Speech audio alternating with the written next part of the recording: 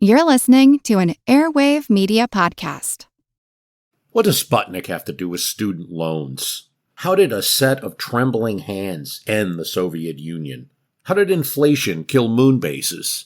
And how did a former president decide to run for a second non-consecutive term? These are among the topics we deal with on the My History Can Beat Up Your Politics podcast. We tell stories of history that relate to today's news events. Give a listen. My History Can Beat Up Your Politics, wherever you get podcasts. Hi, y'all. Before we get to the action at the Peach Orchard, we wanted to take a couple of minutes here at the beginning of the show to do a bit of self-promotion. Right. Well, first off, we want to let you know that as of 2 days ago, the podcast has an Instagram account, joining the show's Twitter feed and Facebook page as ways that you can follow us on social media. So now, if you go to the podcast website, which is www.civilwarpodcast.org, on the sidebar menu to the right on the main page, you'll find links to Twitter, Facebook, and Instagram. Or you can just go straight to Instagram and pull us up as @CWPodcast1861. This past year or so, we purposefully restricted the time we spent on social media for a variety of reasons, and so we limited ourselves, for the most part, to simply posting updates whenever new episodes came out or weren't coming out. But now we think we're ready to be more active again on social media, and as part of that, we decided to hop onto Instagram.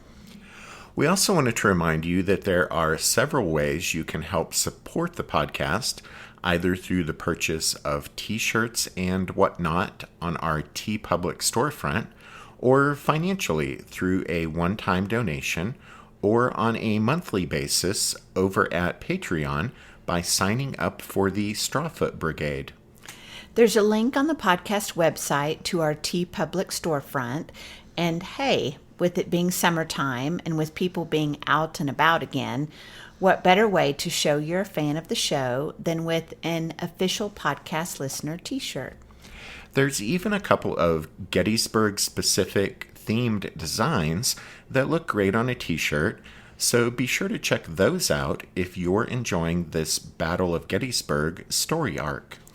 Then, those one-time donations are always appreciated, and you can make a secure donation by going to the podcast website and following the prompts to do that through PayPal. And no, you don't actually need to have a PayPal account to make a donation, since we've had some of you ask us about that. And that brings us to the Strawfoot Brigade. And that's just the fun name we came up with for the folks who support the podcast on a monthly basis over on Patreon. Your financial support helps us out, and you get access to tons of members episodes. In fact, just yesterday, we released members episode number 118, which is the first show in a two-parter about Joshua Lawrence Chamberlain and his rise to fame.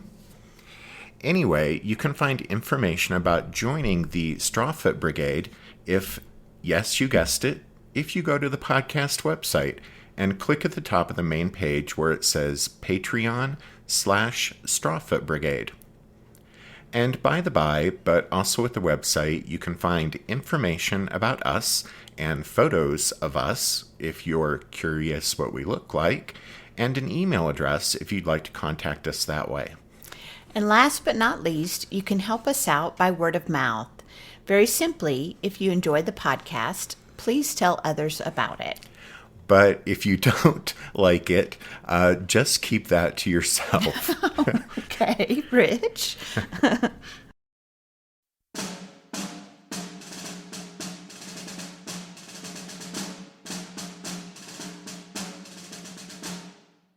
The order was given to strip for the fight. The men carried their scanty change of clothing wrapped in their blankets and thrown over their shoulders. Each regiment piled these in a heap, and each left a man with the baggage. The field officers dismounted from their horses, the reason for this being that an order had been issued some time before that no officer below the rank of brigadier general should ride into battle, because of the fact that the government had a great deal of difficulty in replacing the horses killed. I gave my horse and watch, as well as some other belongings, to my servant. After these orders had been complied with, the order was given, "Dress to the colors and forward to the foe." After moving through the woods a short distance, we came to a fence around a field of grain. The battle was progressing.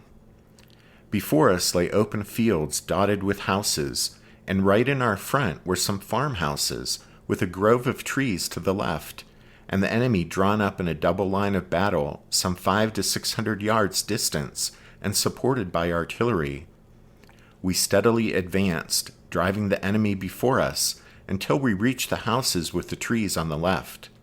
The trees proved to be a peach orchard. On the end of the orchard was a barn in which a part of the enemy had taken refuge. I, with most of the regiment, was directly in front of the barn. I called to the men that the barn must be captured and to follow me, and I would open the door.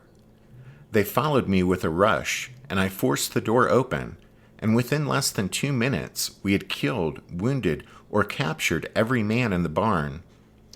The barn was filled with smoke so dense that it was very nearly impossible to distinguish a man's body in it. Such a continuous fire had the enemy within kept up. We left the barn, and the brigade moved through the orchard towards the heights, still driving the enemy before them. General Barksdale encouraged the men by shouting, "Forward, men, forward!" which is the only command that I ever heard him give after a battle commenced. Major George B. Gerald, 18th Mississippi Infantry, Barksdale's Brigade, Longstreet's Corps, Army of Northern Virginia. Then came the rebel cheer, sounding like a continuous yelp. Nearer and nearer it came. Our batteries kept up a rapid fire. The breeze blowing from the southward carried the heavy sulphurous smoke in clouds along the ground, at times concealing everything from my view. Our skirmishers now began a lively popping, the first drops of the thunder shower that was to break upon us. An aide rode up to General Humphreys with the report that heavy masses of the enemy were gathering in our front and to prepare for an attack. A copious shower of shell and canister from the enemy was followed by a diabolical cheer and yell, and the warning, "Here they come," rang along our lines. Our batteries opened, our troops rose to their feet. The crash of artillery and the tearing rattle of musketry was staggering, adding to the advancing roar and cheer of the enemy's masses, coming on like devils incarnate. Lieutenant Adolfo Cavada, Staff, Brigadier General Andrew Humphreys, 3rd Corps, Army of the Potomac.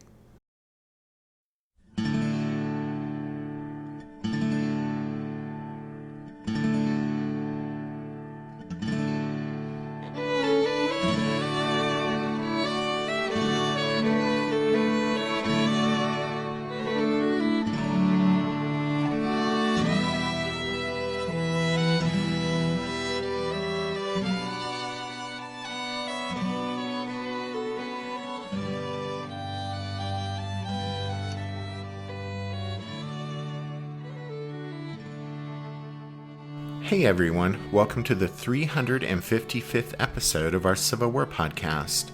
My name is Rich. And I'm Tracy. Hello, y'all. Thanks for tuning into the podcast. As y'all recall, we used the last show to set the stage for the Confederate attack on the Federals' Peach Orchard salient on July 2nd, 1863. At the very end of the last show, it was just before 6 p.m., and Brigadier General William Barksdale and his 4 Mississippi regiments had finally received the order to advance. At one point, Barksdale had begged Longstreet to let him advance, saying that he'd smash the Yankees in front of him in 5 minutes. His men had been suffering for far too long from the shot and shell fired by the Union guns just across the way, but now, unleashed at last, Barksdale and his 1,600 men emerged from the trees along Seminary Ridge, piercing the air with the rebel yell, and rushed straight ahead toward the peach orchard, embarking on what would turn out to be one of the most epic brigade charges of the Civil War. To their front, the Pennsylvanians of Charles Graham's brigade, backed up by a few regiments from Burling's brigade, braced for the Confederate assault. Like Barksdale's rebels, these Federals, too, had suffered from the lengthy artillery exchange and had grown weary of the enemy cannon fire, with their nerves fraying a bit while awaiting the Confederate attack.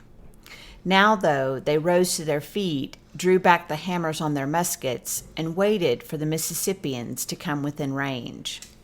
The gunners serving the 6 Napoleons of Lieutenant John Buckland's Battery E, 1st Rhode Island Light Artillery, quote-unquote, fairly peppered the onrushing gray and butternut tide with blasts of canister, but there seemed to be no slowing the Mississippians, who charged forward, as Lieutenant Cavada said, yelling, quote, like devils incarnate.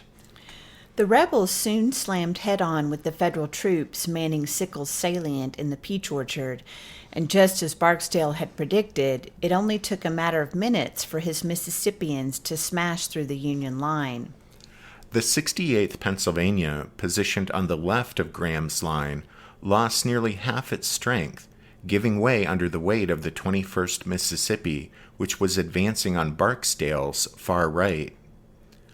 Other Federal regiments followed the 68th toward the rear, and the Union line quickly became unhinged.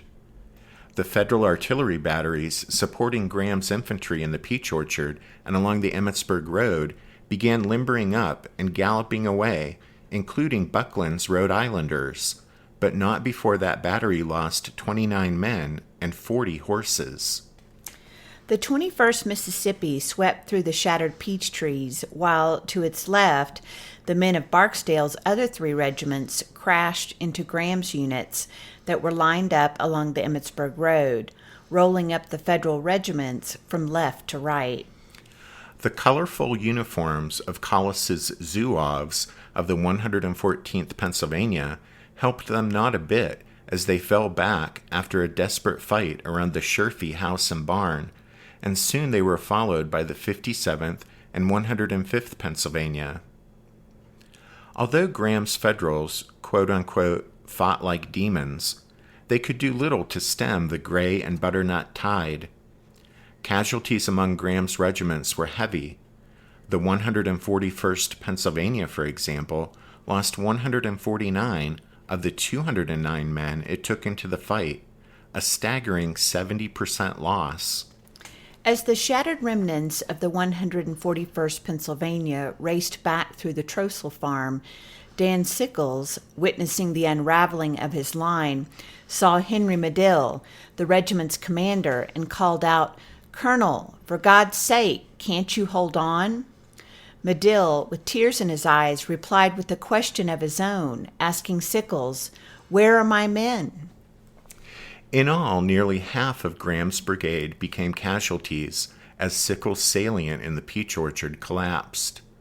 Charles Graham himself was among those who fell. During the course of the bitter fighting, he had 2 horses shot out from under him and was struck twice, once by a shell fragment and once by a bullet. Falling wounded, Graham would be swept up as a prisoner of war. Watching the destruction of his line from his headquarters near the Trossel barn, Sickles did his best to retain his composure. But soon after his encounter with Colonel Medill, a Confederate cannonball struck squarely into his right knee, nearly severing his leg. Helped from the saddle, the 3rd Corps commander was placed on a stretcher, and after a tourniquet was quickly applied to the mangled leg, he was carried from the field, supposedly coolly puffing on a cigar to allay any fears some of his men may have had that he'd been killed. Arriving at a field hospital later that evening, Sickles' right leg was amputated. Meanwhile, though, with Sickles' wounding, command of the embattled 3rd Corps fell on the shoulders of David Birney, whose own division had already been cut to pieces at Devil's Den and in the wheat field.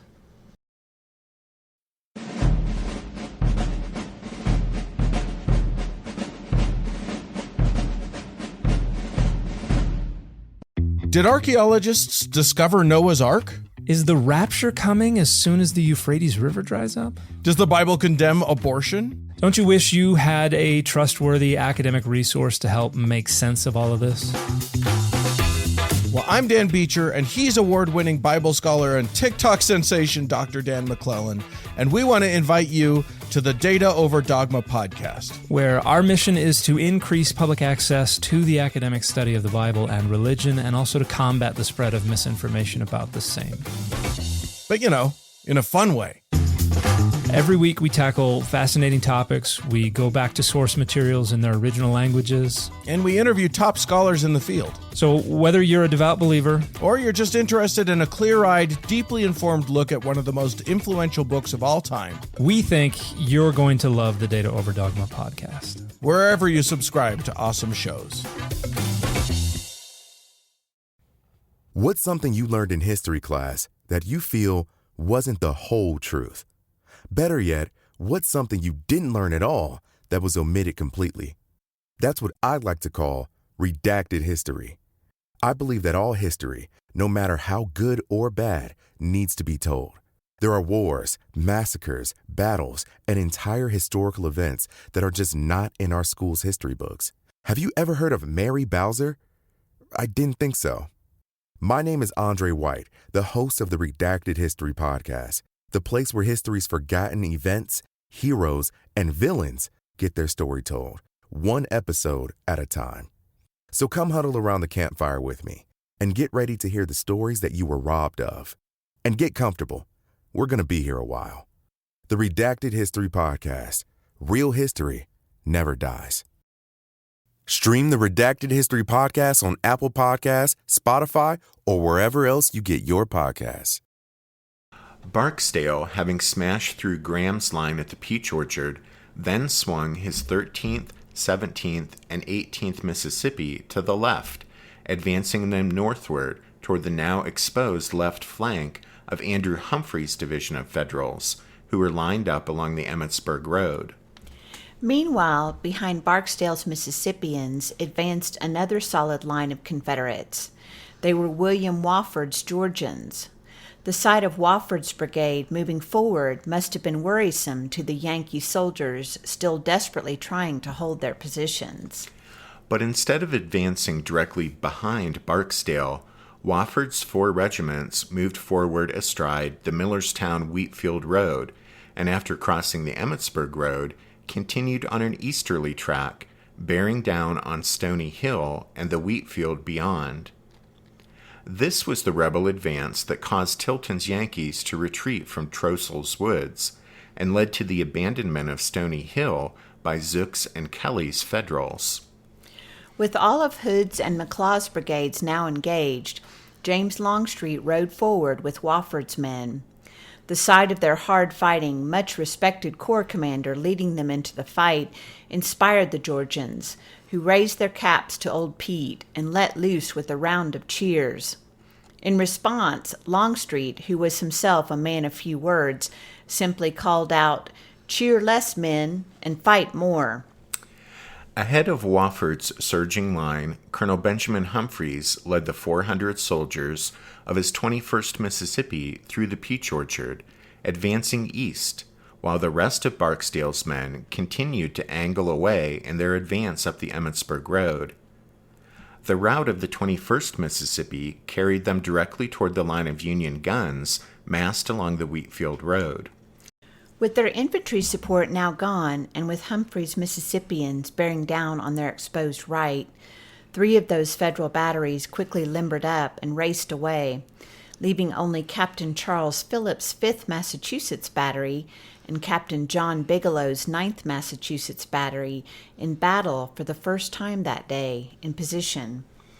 Both of those batteries belonged to the Army's Artillery Reserve and had been sent forward to help plug the gaps in and add support to Sickles' overextended line.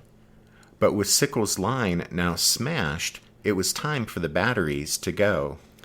Lieutenant Colonel Freeman McGilvery, commanding the Artillery Reserve's 1st Volunteer Brigade, reined up behind Phillips and Bigelow's pieces and ordered the 2 captains to fall back. Phillips pulled out first, followed shortly thereafter by Bigelow. With Confederate infantry fast approaching, Bigelow didn't think there was enough time to call forward his battery's horses, so the young officer ordered his artillerists to make a fighting retreat, retiring by prolonge, which meant they'd pull the cannons by hand, with the men grabbing onto the rope attached to each piece and dragging the cannons rearward, their efforts aided by the recoil of each piece every time it was fired.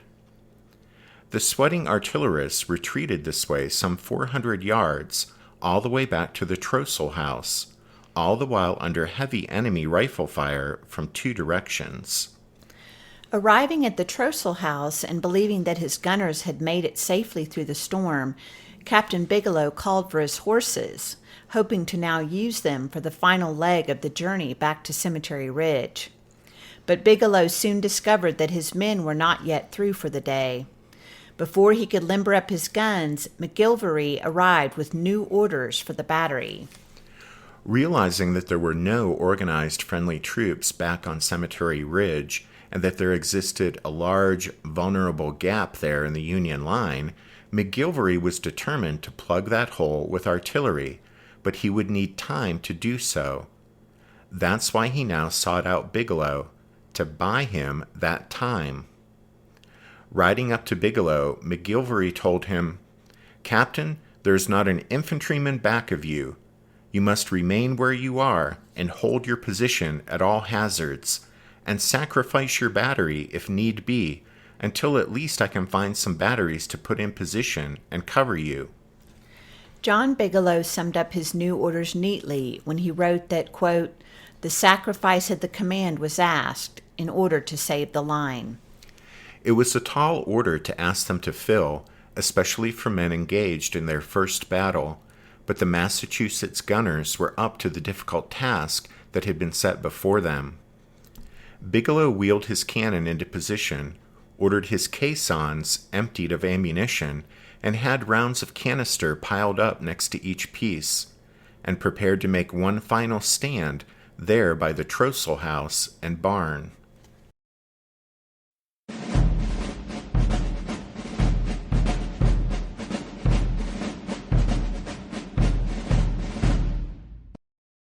Bigelow's gunners blasted the advancing Mississippians with canister.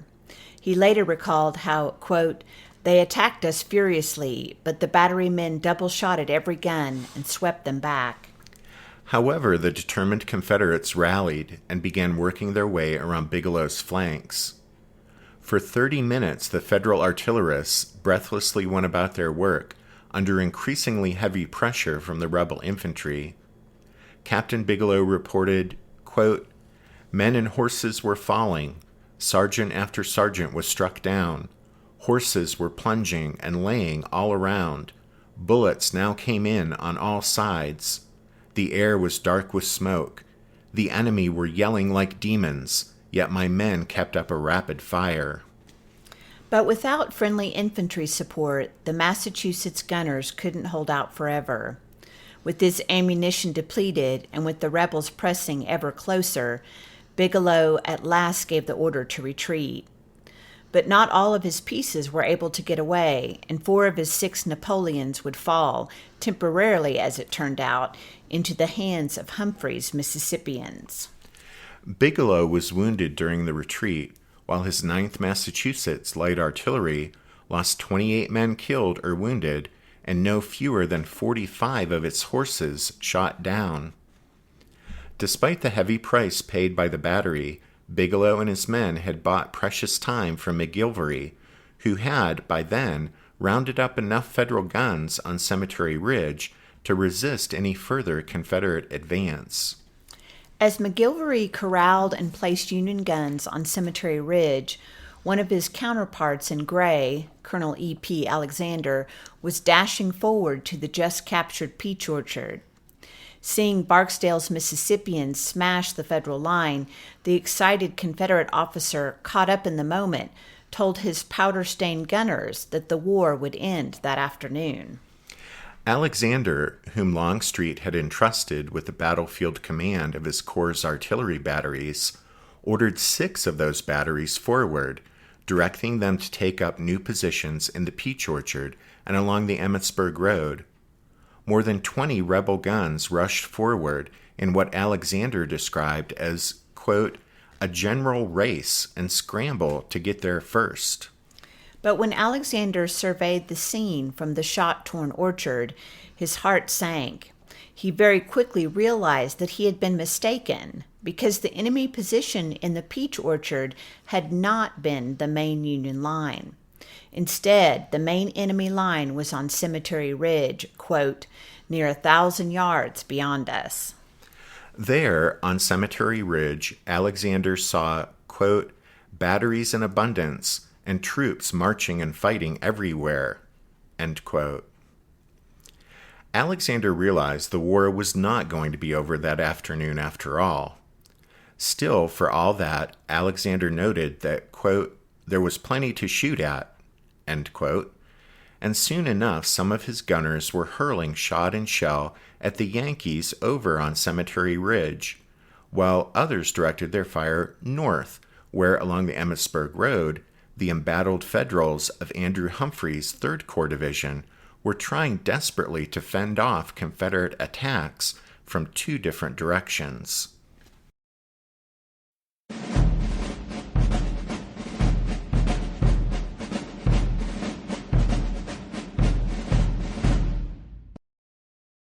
Andrew Humphreys had seen Barksdale's Mississippians run roughshod over Graham's Federals in the Peach Orchard, and now he watched as 3 of Barksdale's hard-charging regiments veered north and began bearing down on his own exposed left flank.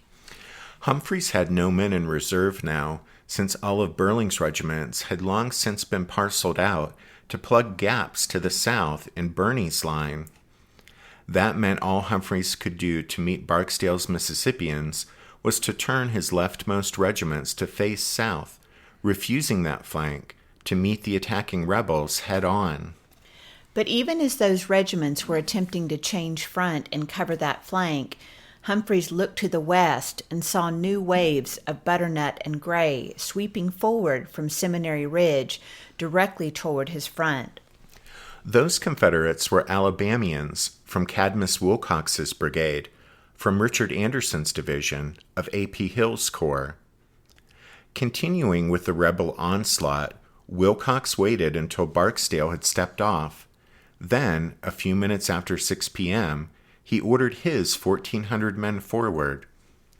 A soldier in the 9th Alabama remembered that when Wilcox, quote, rode along down the line, giving orders to charge, cheer after cheer filled the air, almost drowning the sound of shells that were bursting above and around us. Wilcox's men wouldn't be advancing alone. To their left, 2 more brigades from Anderson's division, under Colonel David Lang and Brigadier General Ambrose Wright, would soon be entering the fray. Lang's was an undersized brigade, consisting of just 3 Florida regiments and totaling 700 men, while Wright swept forward with twice as many men in his All-Georgia Brigade. Humphreys' Federals along the Emmitsburg Road, now under pressure from 2 sides, from south and west, were putting up a tough fight as the attacking Confederates continued to bear down on them, while bursting shells from Alexander's rebel guns in the Peach Orchard filled the air overhead. Humphreys had already directed his own artillery off the field. Then orders arrived from Birney, who, remember, had taken over command of the 3rd Corps after Sickles was wounded. Birney now told Humphreys he was to fall back. Humphreys, who would never be accused of lacking personal bravery, later insisted that he could have held out and that he didn't want to abandon his line. Well, be that as it may, orders being orders, he directed his 2 brigades under Brewster and Carr to retreat.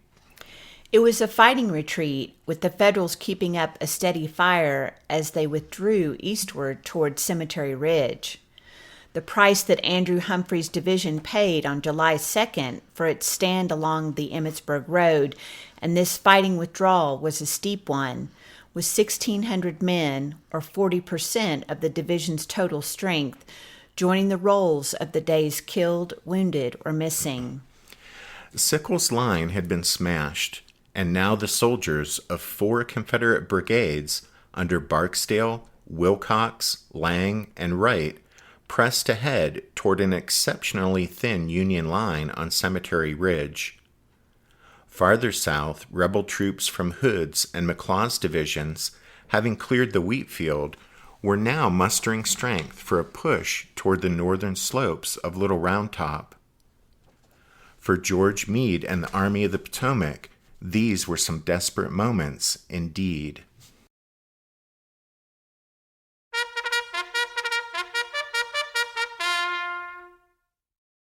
That means it's time for this episode's book recommendation. And our recommendation this time is Gettysburg's Peach Orchard, Longstreet, Sickles, and the Bloody Fight for the Commanding Ground Along the Emmitsburg Road by James A. Hessler and Britt C. Eisenberg.